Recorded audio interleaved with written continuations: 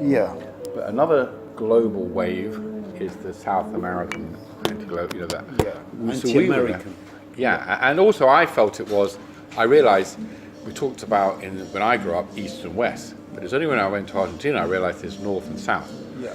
And that whole, we were there having our own personal tumultuous upheavals at the time of this political, social upheavals. Exactly. And all my times in my life when I've been making films have coincided when I'm having so my first film was when I got dumped by my girlfriend. I went to Kashmir.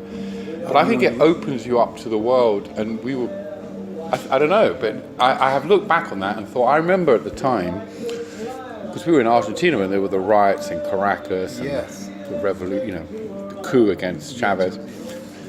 So it was a fascinating time when we're dealing with love and death and birth, but sitting on a plane with Chavez, and in those demonstrations and the tear gas, it was a sort of, you know, when you read books about love in the time of the Prague Spring or Dr. Zhivago. Yeah, the 10 days that shook the world by Sean Reed. It's exactly that. But what's funny is the thread. So that's when we come together. Yeah. This is just the two of us. But I remember when you Buenos Aires with to your Caracas. Argentinian girlfriend, the tango. Why were you in London? Where was I? That's when I came. That's What year was that? 2005, 2006, when I got this British Council. So was I still with Annabelle? You were like kind of Just separated. Separated. And you Actually, stayed at we my. had, So I had my own a couple of apartment. lunch with Annabelle at Notting Hill, and then when I broke up with Florencia, as I called you, you invited me to go to that new apartment that was kind of empty with a lot of rooms. We went to different bars. Yeah. So that's true. You were really wingman there. But it's funny how I come back and I remember you were fucking.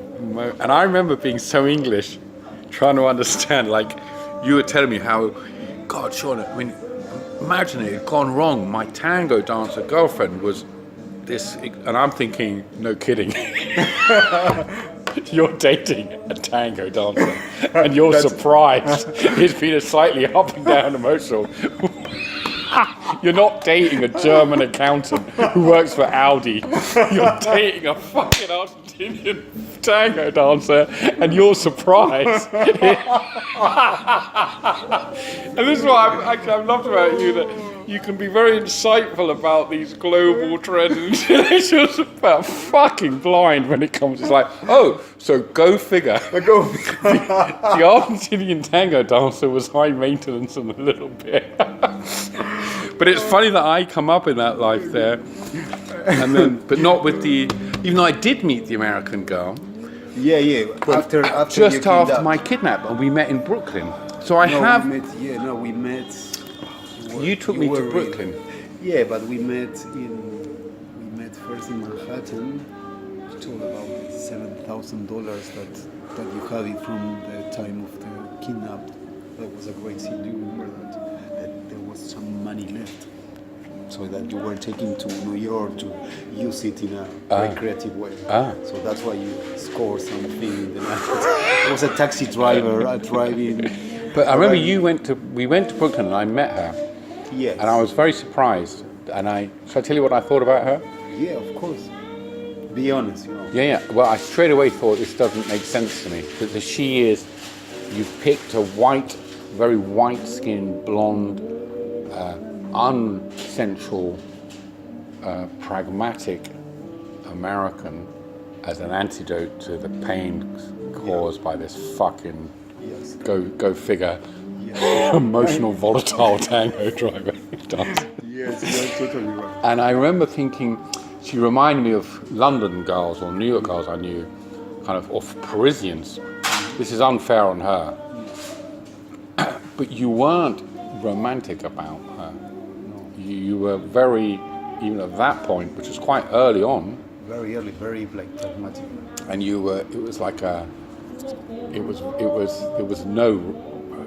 weren't passionate at all. No. So I remember thinking, this is just like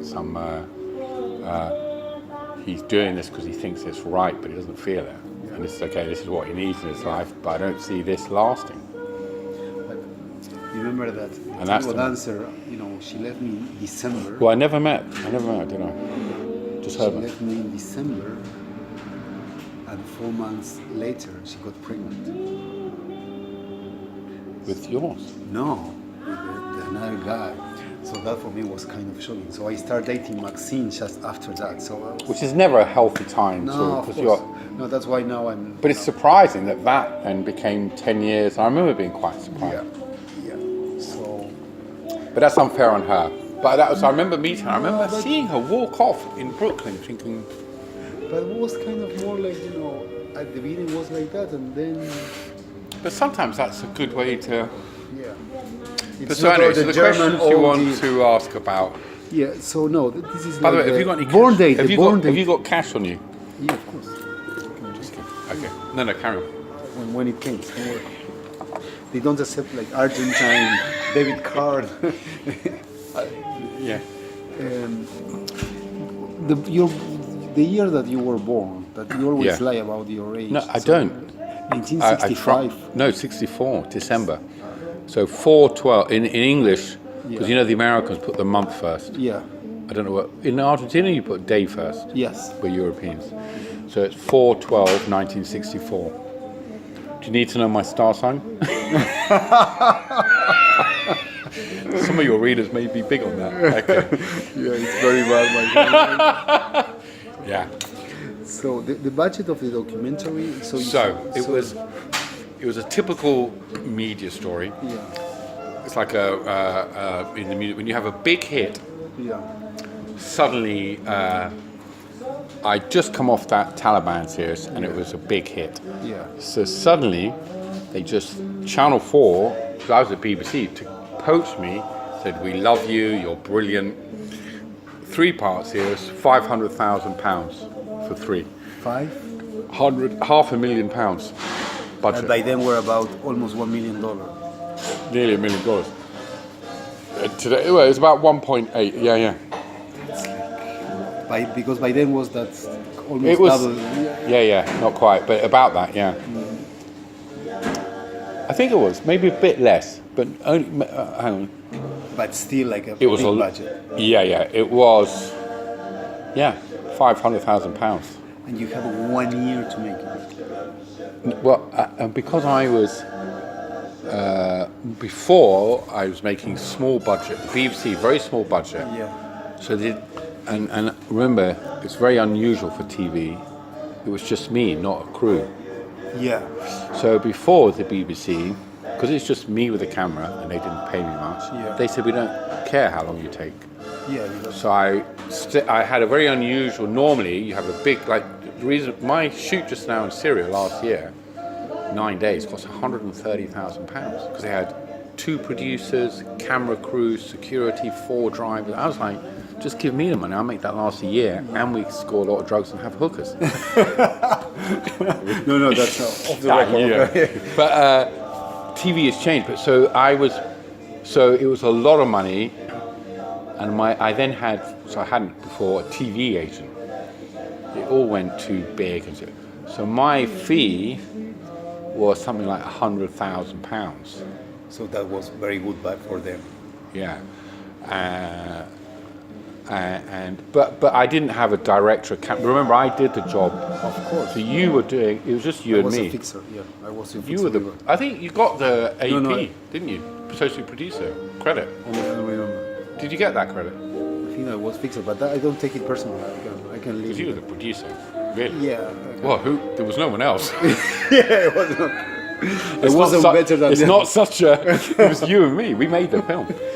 But so but it went over budget because I was a bit like you're saying now. The problem after your father's book, after my Taliban thing, I was kind of lost. So before I met you, that day we met at the coffee bar, I remember it. With Dario, And it was difficult. But Yeah. I'd been, I think, already 3 or 4 months in Buenos Aires. You have, And you see, because I had a big success. Staying at a hotel also. That's like, Yeah, they didn't put pressure on me, and then they were like, "Fuck, this guy's been 3 months in the hotel."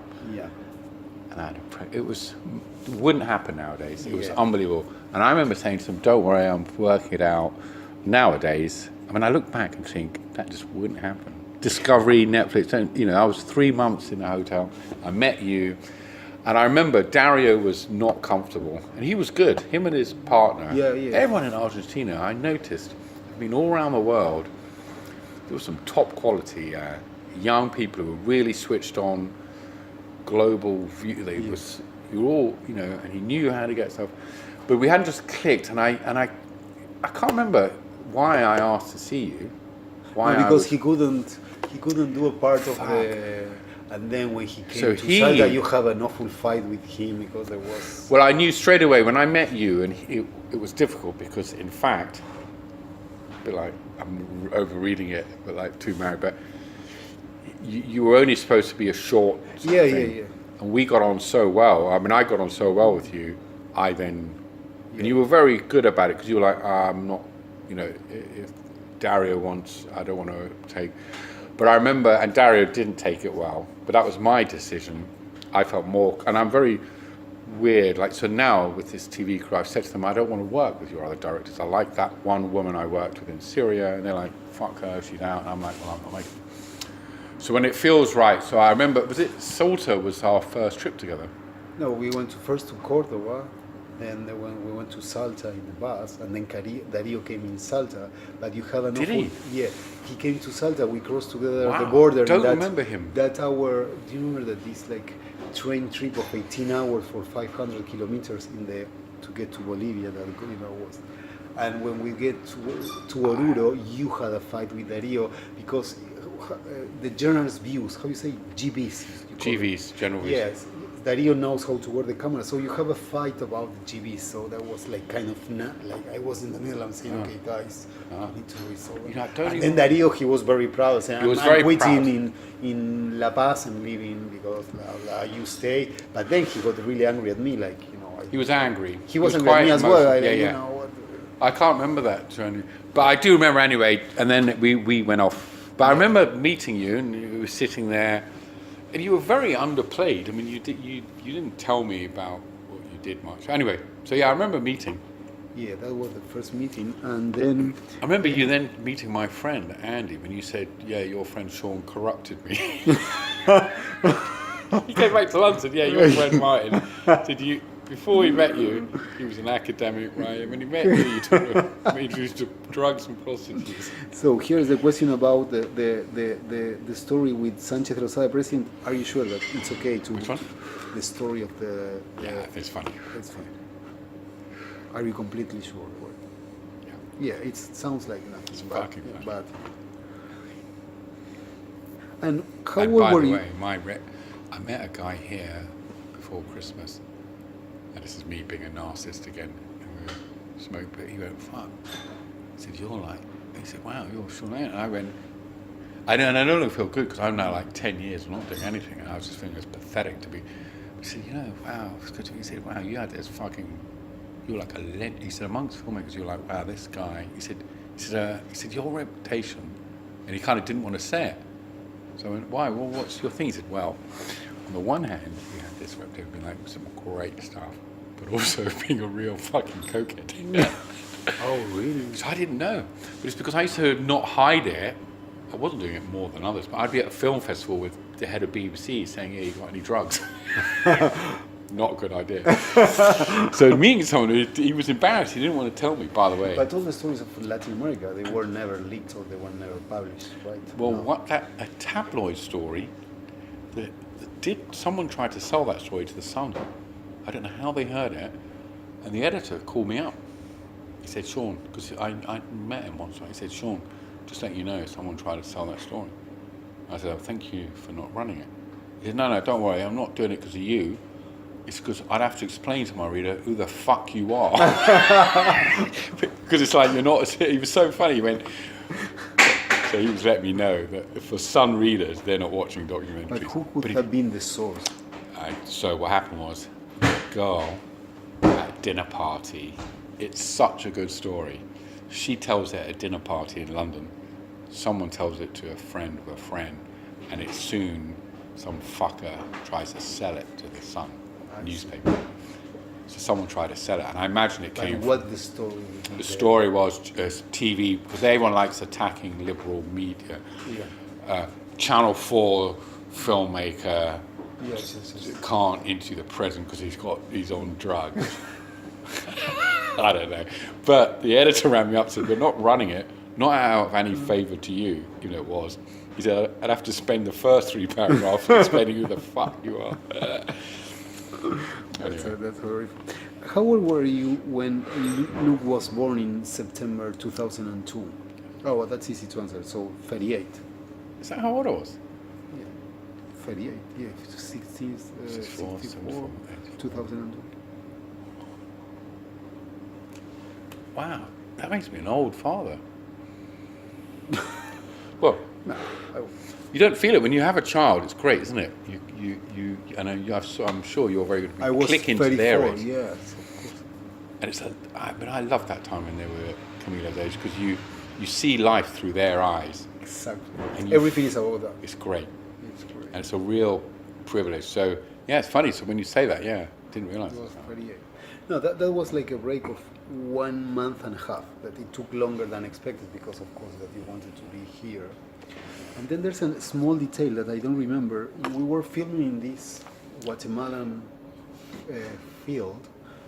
We were talking about these kids that were like working. Here we have like a kind of a moral debate that you were, for me, acting too moral, saying these kids shouldn't work, and for me it was more about, okay, they go to school and after then they help their father, their parents, blah blah, and then we went to this hotel in the Pacific Ocean, and you saw CNN saying rumors of coup d'etat in Venezuela.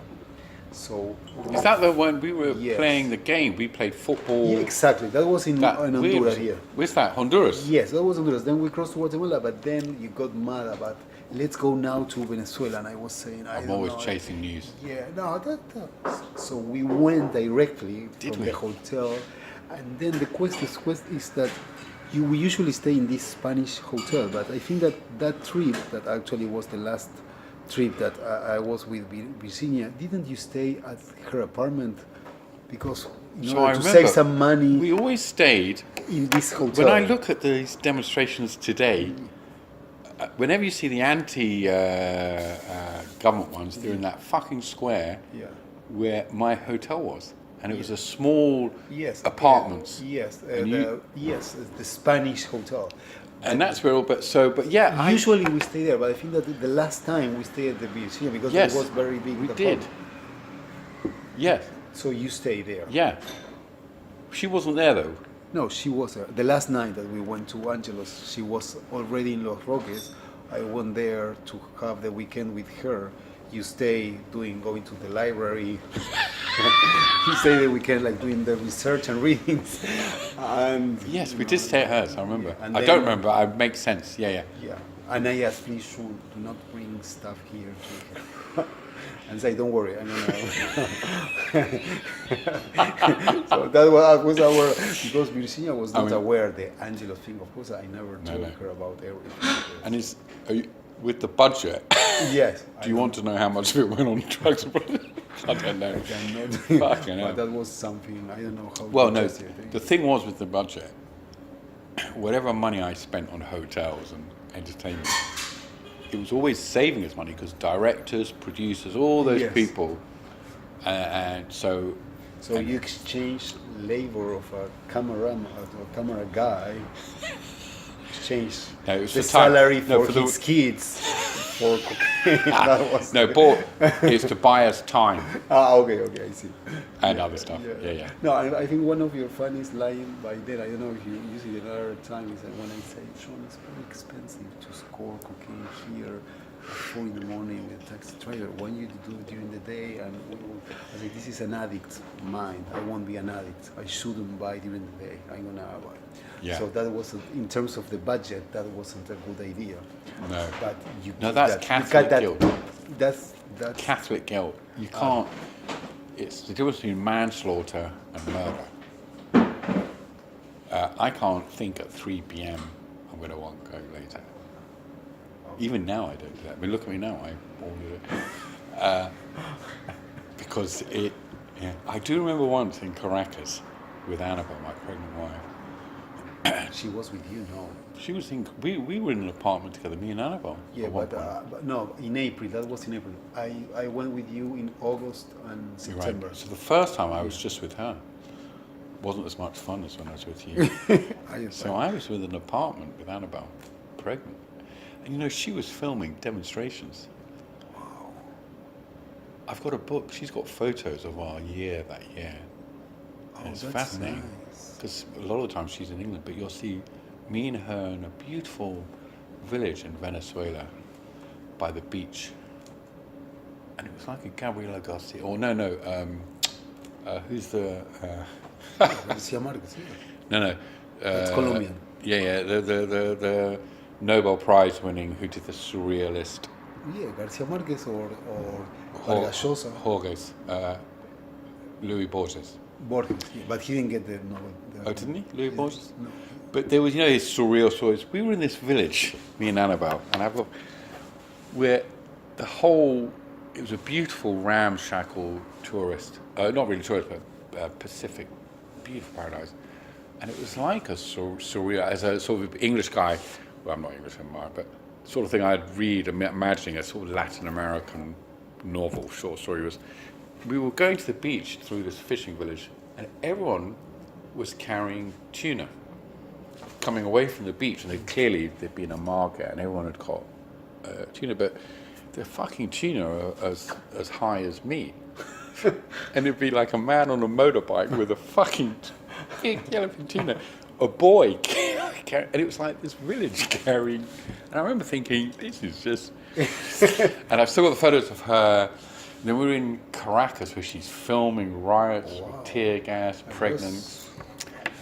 And then I remember when I dropped her off, so in the Caracas airport you weren't supposed to take illegal, you're supposed to get the police because there's a lot of crime, corruption, but straight away there's a beat up old Buick which looks like a man who's about to rob you, and I get out of the official queue and I look at him because I know, so when I get in the car with him, and I think you must be coming very shortly after, because I remember being with you very soon, but as I'm driving back into town with this, looks like gangsters about to rob you, and I have this conversation, this is how I was scoring drugs. I was saying, I'm here making a film about Latin America, globalization, you know, there's the problem with drugs, cocaine, and you don't know right?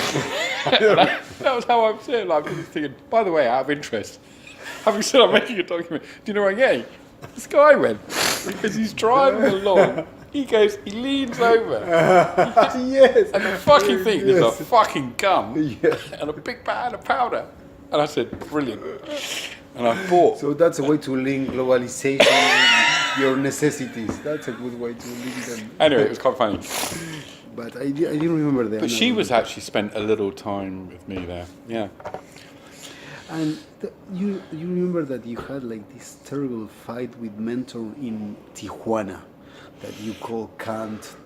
So for me, Kant was one of them. That's a bad word. Yeah. Still today. But why was that fight? Because they were pressuring you or was a... Yeah, I think it was. Oh, fucking hell, yeah.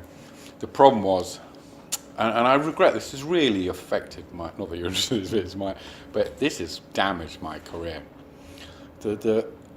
My first documentaries kind of coloured how I saw things, and I was in total control, very personal. Suddenly they were editing the film without me. I think that was one of the problems, and they were trying to cut me short and trying to get me home. I don't know what it was, but basically, I was saying I didn't like to compromise, but I was from their perspective, I'm thinking, I was a year and a half. Thing was, it did really. Critically, it's held. It still now gets shown. If you look at on, without opening it, if you look how many views it gets. I mean, when you watch some films,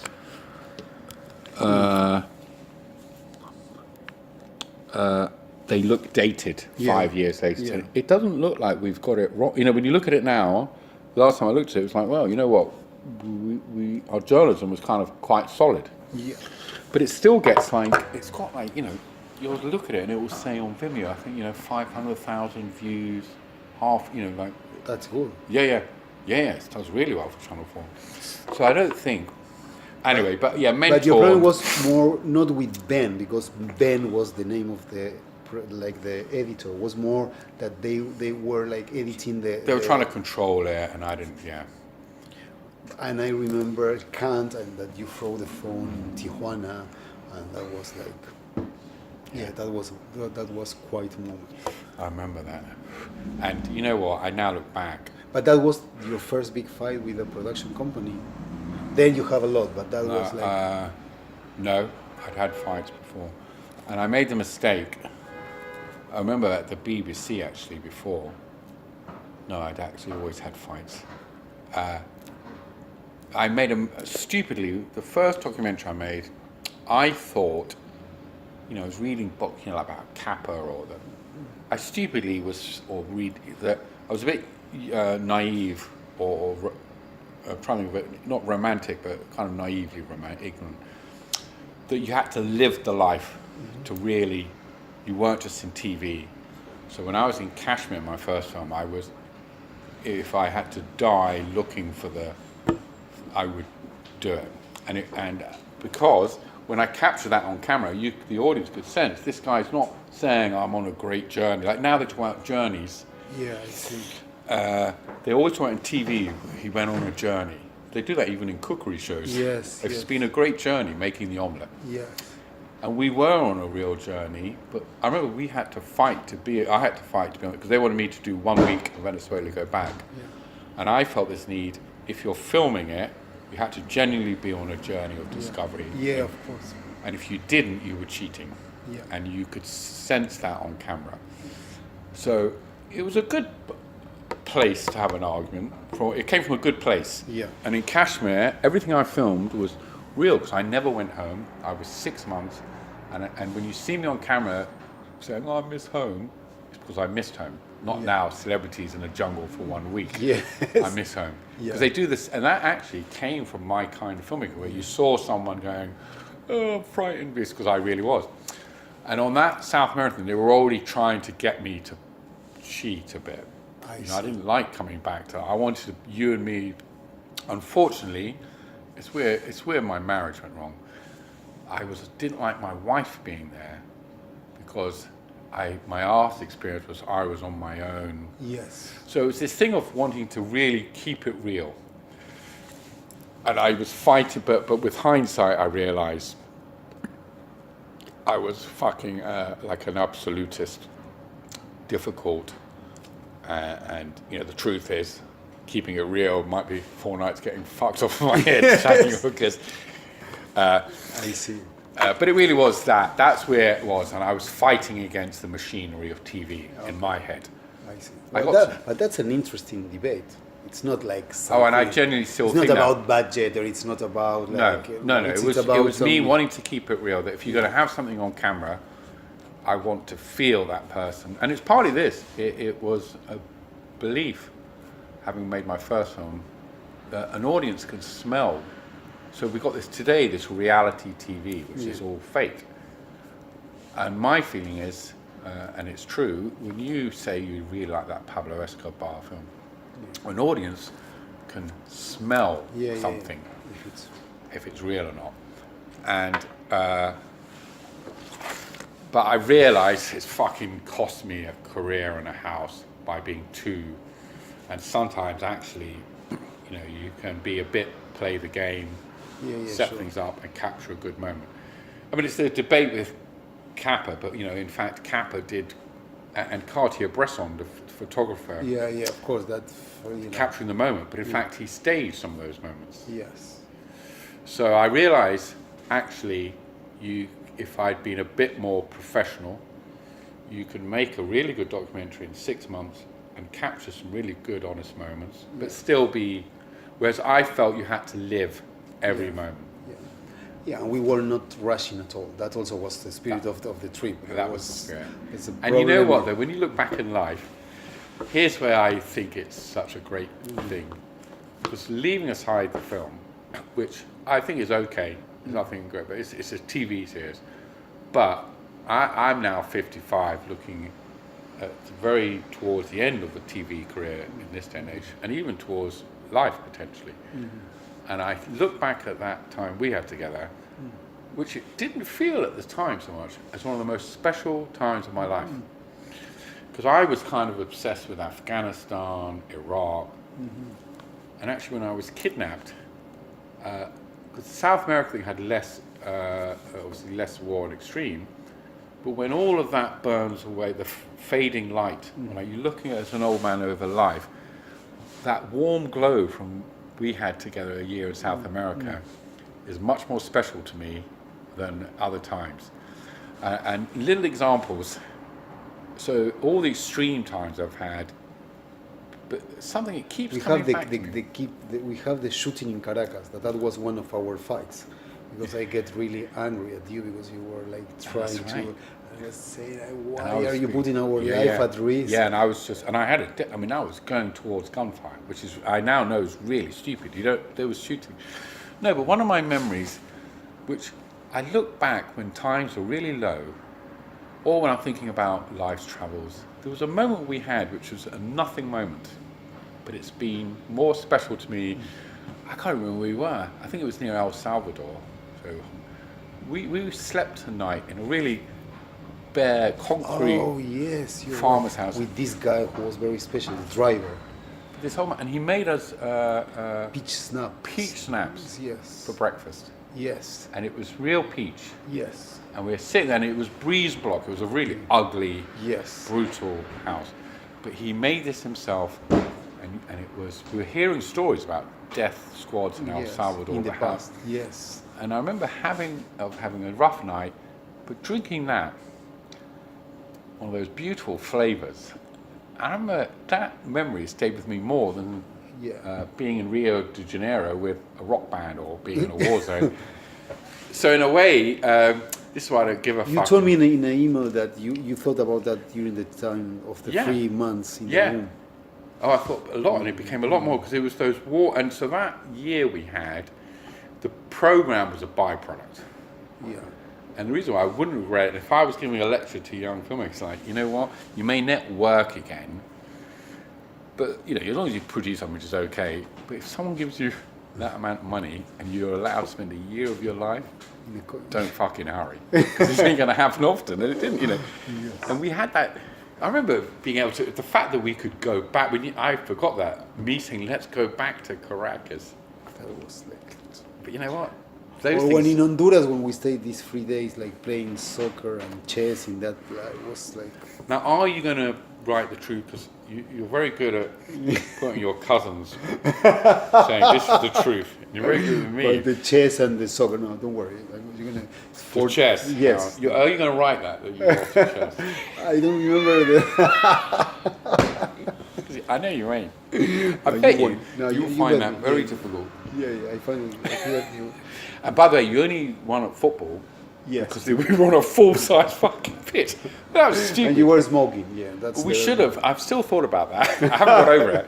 Why did we play in a full-size? Because it was the hotel. I know, but why didn't we just have the same goal? Because that's how you. It was madness. Yeah. I was never going to win that because the minute all you had to do was kick it over my head, and I couldn't run 50 meters. You were 38, but. But what's your excuse for losing chess? I was thinking too much about the documentary. I was too obsessed of what's next, so that's why. But the question about Virginia, was she?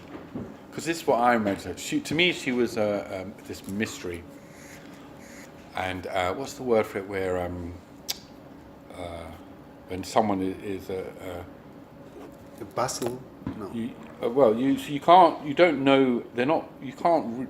They don't reveal anything. So we read into them, because she was like an enigma. Enigma, yeah. And it was hard to know anything, but all it was her great beauty was just like. I mean, she was like.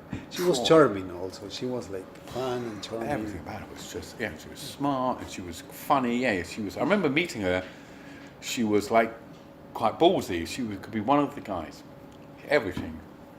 But she was. I didn't know what's going on in her head.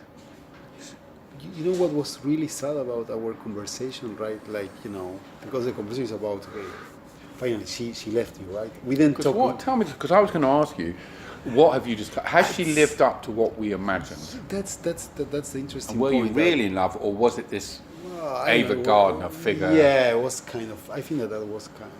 But so tell me, because you have known her now. That was 10. No, that was 15, 16 years ago. We spent like 4 months, and suddenly, we're planning this holiday in Rio de Janeiro, and she decided. But what was very sad is, like, to be honest with you, she told me in like 2 weeks ago. After this relationship, I have another relationship that was very similar. The guy really wants something more, and I realized that I'm unable to have important relationship. But for me, the priority is to make money. She was obsessed of having five apartments. She was really, and I used to find that terrifying. Yes, because you imagine they just crush your feelings to get to the house. And she said, well, now I have 5 apartments, but now she does have 5. Yeah, which is a lot, right, in Spain. And so now she's studying psychology. She's a social assistant. Is she married? No kids, no kids. So she told me what happened with you in 2000. Where does she live? She lives in Santander, a small village. But now she's planning Santander in Spain? Yeah. No, she lives in like Rome, in very different. She never married. She never married. She never have. And she's how old? 47. I bet 45. I bet she's still hot.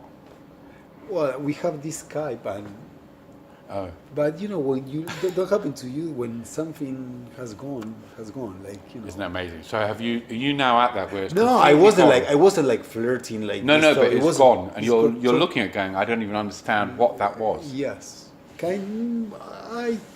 because she was planning to quit her job to go to Argentina to do an MBA in Argentina.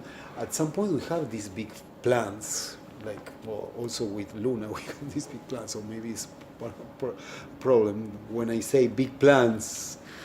I shouldn't say big plans, but she said she wasn't able in her life. So I didn't realize you'd gone out with her. That it was more than just a holiday fling. It was quite a serious. Like 5 months, no, and she really wanted. I went to this university. She came to visit twice in Argentina. We meet in Rio de Janeiro once with Paulo Coelho, this stupid writer that she was her idol. So I was pretending to be the photographer. So I saw. You're putting that in the book. Yes, and of what course. a dick he is. Yes, yeah. I remember you going, such a wanker. And she was with all like his entourage of little girls. You know what's funny? In all your relationships, you keep running up the billionaire. Yes, Paulo Coelho. I mean, you've picked a few big good fights. Yes. I mean, if I lost both. I lost both. But if you're going to lose, Paulo Coelho, like 50 million books. I remember his book. The thing was, this is the thing about how love makes you crazy. When I was breaking up with her, when she dumped me, I read The Alchemist. And I was like, this is amazing, deep philosophy. Yeah. That's because I was fucked up by some girl. I look at it now, I'm like, oh my God. I think I read his second one about the warrior. Oh, the warrior. It's like... He's so disgusting. And he... But here's the thing, have you had a chance to sit with Virginia? We can ask her to come this weekend to London. Because it'd be nice to know, I had this question of her, if she was in touch with herself, or, she wouldn't have been guarded with herself. She would have met someone like you, and it would have happened naturally. But what made someone like her protecting of her emotions, checking things, being Machiavellian with steps? Have you asked her? Because is it like... is there? No, this is some guy, some friend of mine. Was there something in her life that made her a bit of a sort of hard? I think that her obsession with like... This whole thing about the 5 apartments, because it's not a good ambition. Yeah, no, okay. And in Caracas, her goal was... Which did disturb me about her before. That was the one thing I didn't feel I got a bad vibe of her, was that sense that, because it's like, okay, you're better than that. There's more to life. I don't want my son to be thinking, what I need is 3 apartments. and I've met this beautiful girl, but I'm only going to get 2 apartments, so I'm not going to do that. Yeah. You think, what gave you that upbringing to give you those kind of? So have you chatted to her about that? Does she regret her? Is she happy with her 5 apartments? Yes, and she's very proud. She told me I made 3 working and 2 by inheritance because her mother died. But she said, but still 5 apartments. Yeah, and But what I don't get is, she's a smart girl. yeah, She can do things probably you and I couldn't do, or Of I course. couldn't do. But then she comes up with something which is really stupid. Because I get that. She's achieved something which is beyond me. I haven't got 1 apartment. yeah. So it is actually, you shouldn't be an intellectual snob. I can't claim that. Because in a way, it's quite an achievement. Of course, no. And in that sort of media society, we would look down upon it. Yeah. But in fact, it's a great thing to achieve. But the irony is, there's more to life than that. Yeah. And she's smart enough to but know she's that. also she was very ambitious in terms of like her career inside that company to go to better destinations. Venezuela, she told me in Venezuela I made almost $1 million. She made in publicity almost $1 million, which is a lot. No, she made for the company. Yeah, of course. Oh, of course, yeah. But I remember thinking this as well at the time. And you hadn't quite started. You were working for Clarin already, weren't you? You were doing TV and. I was doing more like I was in a weekly magazine, but yeah. But I remember thinking, that's a shit. I mean, in journalism, yeah, of course. inserts into New York, to have in the New York Times is the lowest of the lowest of the low. No, so no. when we're talking about ambitions, Yeah. between you and me and her, it's been a joke. Yeah. Her working for that, and so she wasn't that ambitious. Maybe it's because she came from a smaller. I mean, you've overachieved. I've done okay with the British thing, but she's kind of not a player in media terms. She hasn't written a great book or TV. No, she just want to and to travel. This idea of the traveler, right? She told me I have been to 100 countries, and I said, did you count them? Yeah, of course.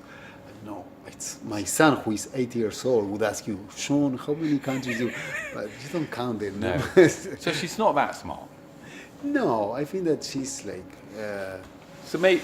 No, and what was nice is that she was a good companion when my mother died. She was nice to me. She wasn't. She didn't over exaggerate. Is she capable of real depth of feeling? I don't know. That's a question. Yeah. You can say Sean has a question. Yeah. You can't answer it. Yeah. Because I always was wondering, was she? I had a feeling that there was a block there on a control or a filter around her in emotional. sexual terms also, she was like kind of control. Yeah, Oh, really? So she wasn't great in bed. No, actually, she when she was not stressed, because during the week she won't have sex because of the stress of her work, and in the weekend after sex, many times she would cry because she became unblocked after having an orgasm. Guys, we're closing. Oh, okay. There's no one in the building. Huh?